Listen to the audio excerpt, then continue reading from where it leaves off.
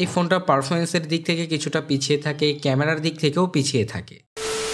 Poco RAM সিরিজের ফোনগুলো মূলত এন্ট্রি বাজেট সেগমেন্টের ফোন। আসলে কি এই সিরিজের ফোনগুলো অল্প বাজেটের মধ্যে বেশ ভালো কিছু অফার করে, যেমন ফোনটাতে টুকটাক গেম খেলা, ছবি টবি তোলা থেকে শুরু করে প্রায় সবকিছুই করা যায়। পোকো M7 Pro এই স্মার্টফোনটা নিয়ে কথা বলবো আজকের এই ভিডিওতে। এই ফোনটা যে একেবারে ভালো সেটাও বলা যাচ্ছে না, কারণ ফোনটার বেশ কয়েকটা খারাপ দিক আছে যেগুলো নিয়ে কথা বলবো আজকের এই ভিডিওতে। যাই হোক বন্ধুরা, আপনারা যদি আমাদের চ্যানেলে নতুন হয়ে থাকেন তাহলে চ্যানেলটাকে অবশ্যই সাবস্ক্রাইব করবেন।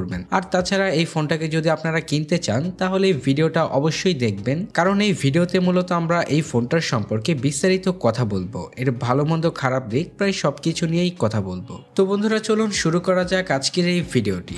শুরুতেই ফোনটার লুকস অ্যান্ড ডিজাইন এবং এর বিল্ড কোয়ালিটি নিয়ে কথা বলি। ফোনটার লুকস অ্যান্ড ডিজাইন খুবই সুন্দর, ওই আর কি বাজেট অনুযায়ী এর লুকস অ্যান্ড ডিজাইন ঠিকঠাক আছে। এছাড়া ফোনটার রেয়ার প্যানেলে ডাবল টোন ডিজাইন পাবেন, যেটা দেখতে ভালোই লাগে, যেটার এক সাইডে পাবেন সলিড কালার এবং অন্য সাইডে পাবেন একটা ব্রাশ টাইপের টেক্সচার, যার কারণে ফোনটাকে ওভারঅল দেখতে শুনতে বেশ ভালোই লাগে। তাছাড়া ফোনটার body frame and back panel plastic, ওই আর কি ফুললি প্লাস্টিক বিল্ডের হওয়ার কারণে কিন্তু ফোনটাকে অত একটা প্রিমিয়াম মনে হয় না। তাছাড়া ফোনটা বেশ কয়েকটা কালার ভেরিয়েন্টে লঞ্চ করা হয়েছে। এছাড়াও IP64 এর রেটিং ব্যবহার করার কারণে কিন্তু ফোনটা সামান্য বৃষ্টি এবং ধুলাবালির হাত থেকে বেশ সুরক্ষিত থাকবে। আর তাছাড়া এই ফোনটা হালকা পাতলা হওয়ার কারণে কিন্তু এর ইনহ্যান্ড ফিল যথেষ্ট ভালো পাবেন, কারণ ফোনটার থিকনেস হচ্ছে 8 মিলিমিটার এবং এর ওয়েট হচ্ছে 190 গ্রাম, যার কারণে বলা যায় এক হাতে ব্যবহার করলেও অত একটা ভারী মনে হবে না। ওভারঅল এই ফোনটার আউটলুক নিয়ে বলতে গেলে ফোনটার রেয়ার প্যানেলে যদি এই গ্লাস ব্যবহার করতো তাহলে মনে হয় বেটার হতো। যাই হোক, তারপরে কথা বলি ফোনটার পোর্টস অ্যান্ড বাটন নিয়ে।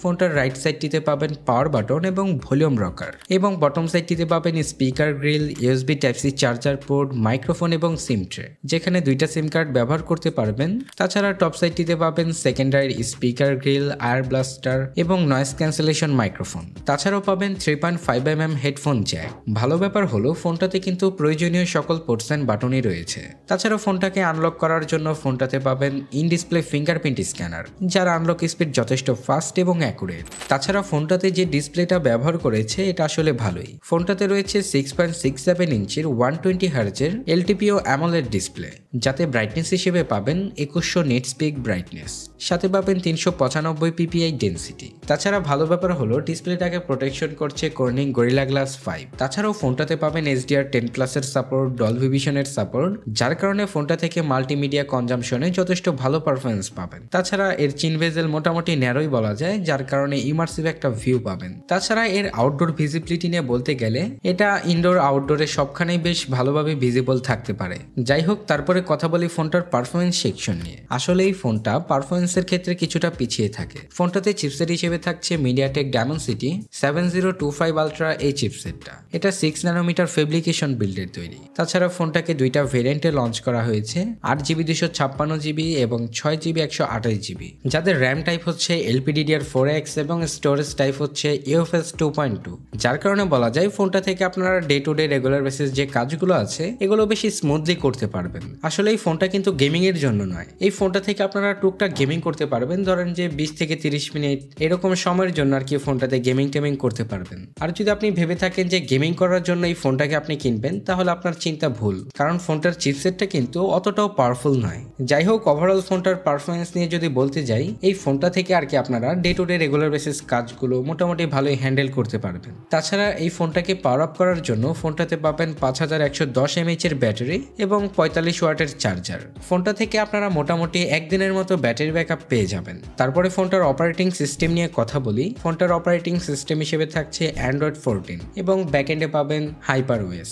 এই ফোনটা থেকে আপনারা মোটামুটি 4টা সিকিউরিটি আপডেট এবং 2টা মেজর আপডেট পাবেন। তারপরে ফোনটার পরবর্তী সেকশন নিয়ে কথা বলি। ফোনটাতে ডুয়েল ক্যামেরা সেটআপ করা হয়েছে, যার প্রাইমারি সেন্সর হচ্ছে 50 মেগাপিক্সেলের, যেটা সনির সেন্সর সনি LYT 600, আর প্রাইমারি সেন্সর আপনারা OISও পাবেন। তাছাড়াও রয়েছে 2 মেগাপিক্সেলের একটি ডেপথ সেন্সর। এই প্রাইস পয়েন্ট আসলে ফোনটাতে আলট্রাওয়াইড সেন্সরটা দেওয়া উচিত ছিল, কিন্তু এখানে তারা দেয় নাই। তাছাড়া সেলফি ক্যামেরা হিসেবে পাবেন 20 মেগাপিক্সেলের একটি সেলফি ক্যামেরা। ফোনটা থেকে আপনারা ডে লাইট কন্ডিশনে মোটামুটি ভালোই ছবি তুলতে পারবেন, কিন্তু লো লাইট কন্ডিশনে অত একটা ভালো ছবি তুলতে পারবেন না, কারণ ফোনটাকে যখন আপনারা লো লাইট কন্ডিশনে ছবি তুলবেন তখন কিন্তু ন্যাচারাল নয়েজ বেশি দেখা যায়, যার কারণে ফোনটা থেকে লো লাইট কন্ডিশনে ছবি না তোলাই বেটার। তো যাই হোক, ওভারঅল ফোনটার ক্যামেরা সেকশন নিয়ে বলতে গেলে ফোনটাতে যেহেতু আল্ট্রাওয়াইড সেন্সরের অভাব, সেহেতু ফোনটাতে ক্যামেরার ক্ষেত্রে ভালোই ঘাটতি পাবেন। ফোনটাকে ইন্ডিয়ার মার্কেটে 15,000 রুপিতে লঞ্চ করেছে, যেটাকে বাংলাদেশি টাকায় কনভার্ট করলে দাঁড়ায় 21,000 টাকার আশেপাশে। তো ওভারঅল এই প্রাইস পয়েন্টে যদি ফোনটার সবকিছু নিয়ে বিবেচনা করি,